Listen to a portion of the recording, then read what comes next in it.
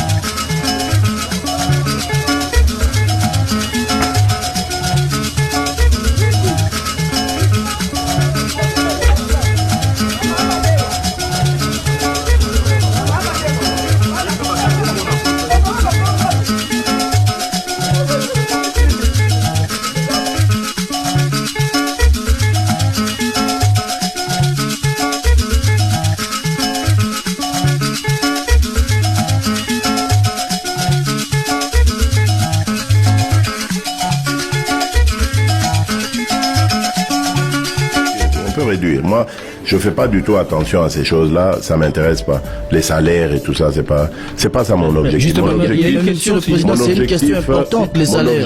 Non, les salaires, c'est une question. C'est une question importante, par exemple pour la population. Par exemple pour la population, la population, elle trouve justement anormal qu'un député national soit payé un montant de 21 000 $, alors que vous avez aux côtés, les enseignants, les militaires, les policiers qui ont des salaires que nous connaissons. Vous avez parlé dans votre dernier discours des 400 000 francs congolais pour le salaire des enseignants. Ok, bon, ça va. D'abord, on va procéder par des calculs puisque vous voulez jouer à ce jeu-là. D'accord? Oui. Je vous l'accorde. 21 000 $, je n'ai pas de preuves, mais je vous l'accorde. 21 000 $, allons-y. Vous faites fois 500 parce qu'il y a 500 députés, n'est-ce pas? Oui. N'est-ce pas? Oui. Ok. 10 millions. Combien il y a d'enseignants? 600 000, le dernier chiffre. Ok. Vous réduisez le salaire des députés, là, des 500, à combien vous voulez leur donner? 5 000? Oui, 3 000? par exemple. Il y en a beaucoup qui ont proposé. Donc tout le surplus, là, les 18 000 là au-dessus, n'est-ce pas? Vous faites fois 500? Ça peut faire plusieurs kilomètres de route. Non. Ne me faites pas de diversion. On parlait des enseignants. Vous commencez à parler des routes. Réduire le train de vie des institutions pour investir dans les projets de développement. Ne faites pas de diversion. Ça peut faire gagner à l'État de l'argent. Le surplus que vous avez, est-ce que vous réglez le problème des enseignants? Ça peut trouver des solutions à d'autres problèmes. Ben voilà. Oui. Mais attention, est-ce que vous savez ce que les députés font pour dire que c'est trop? C'est ça le problème. Le député, son rôle, c'est de rentrer à chaque vacances. Ils en ont 2 par an. Donc il y a la session de mars la session de septembre. Quand il y a vacances, lui, il doit rentrer dans son patelin, dans sa circonscription, pour aller recueillir les avis et considérations de ses concitoyens. Il n'est pas payé pour ça. Il le fait avec quoi? Avec son argent. Beaucoup ne les font pas. Et vous connaissez les problèmes de notre pays. Vous les connaissez. Quand on voit un honorable, honorable, il doit payer tout ce qu'il y a deuil. Quand il y a un deuil, honorable, même si c'est pas de sa famille. Non, on a un deuil ici, honorable Fouta. On a un problème d'électricité, honorable Fouta. Ils doivent avoir quand même des moyens. Quand vous les réduisez à 3 000, d'accord? Je veux bien. Mais ils deviennent quoi alors? Ils rentrent comment chez eux? L'idée ce n'est pas de clochardiser les députés. L'idée c'est d'avoir justement l'idée c'est d'avoir une société où la répartition de la richesse est faite de manière équitable. Vous êtes en train de tomber dans du populisme. Comment j'allais dire, développé, des discours populistes développés par ceux-là qui eux-mêmes ont prêché par le mauvais exemple. Ceux qui ont parlé tout le temps ici, oui, salaire à bas député et tout ça, ils étaient gouverneurs pour les uns, premiers ministres pour les autres. C'est quoi leur bilan? Qu'est-ce qu'ils ont fait quand ils étaient gouverneurs? Ils donnaient à la population? Mais on parle aujourd'hui, ils sont propriétaires de stades, ils sont propriétaires d'avions, ils sont propriétaires de ceci. Aucune route, aucun aéroport, aucun détournement, Boukangalonzo et tout le bazar. Mais c'est quoi? Ils viennent donner des leçons à qui, ces gens-là? Ils viennent donner des leçons à qui? Le peuple d'abord. Parlons-nous sérieusement. Le peuple d'abord. Je ne crois pas que le problème soit là. En même temps, vous avez raison. Et nous avons fait ça au moins. Nous sommes arrivés, nous avons trouvé un salaire à un tel niveau des enseignants. On l'a doublé, triplé. Et on se dit, on doit continuer. Mais pour continuer, qu'est-ce qu'il faut? Il faut mobiliser davantage de recettes. Il faut lutter justement contre les pratiques que ces gens-là avaient menées à l'époque. Ils arrivent au pouvoir, ils se comportent en potentats, ils détournent tout pour eux. Et eux, ils deviennent riches, ils laissent la population pauvre. C'est des gens comme ça qu'il faut combattre. Il faut pour mettre de la poudre aux yeux. C'est eux les véritables criminels. C'est pas nous qui sommes aujourd'hui en train de faire des efforts. Le député national ou autre aujourd'hui, il a besoin de moyens. Mais il va être député pourquoi? Donc, si on l'a élu, c'est pour qu'il ait les moyens de sa politique. Je ne défends pas les 21 000, je ne suis pas là-dedans. Je vous ai parlé de salaire et tout ça. Ça ne m'intéresse pas. Mon salaire, je vous le dis, je l'ai dit une fois d'ailleurs à la question. Je ne le connais pas. Jusqu'à aujourd'hui, je ne le connais toujours pas. Et vous vivez comment? Mais je vis parce que je suis chef de l'État. L'État met à ma disposition ses moyens pour que je me déplace, pour que je fasse ceci, pour que je fasse cela. Mon salaire ne m'intéresse pas. Moi, j'ai une assistante financière qui s'occupe de tout ça.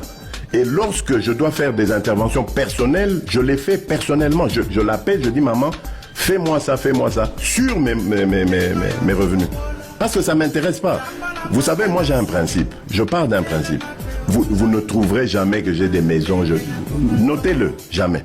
Pourquoi? Parce que quand je meurs, je n'emporte pas ça avec moi.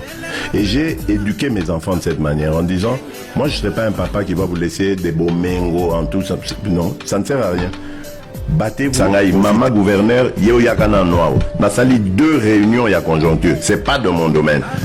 C'est pas de mon domaine. Les autres domaines, il y a premier ministre à Zawana. Chaque mercredi, à réunir Sagabango. Mais moi, à un moment, on a dit non, ça dépend l'équipe premier. Il y a Bissangana, Bikamonino. Pourquoi dollar et Zokitat? Même les autres, ils sont là. Ma Congolais,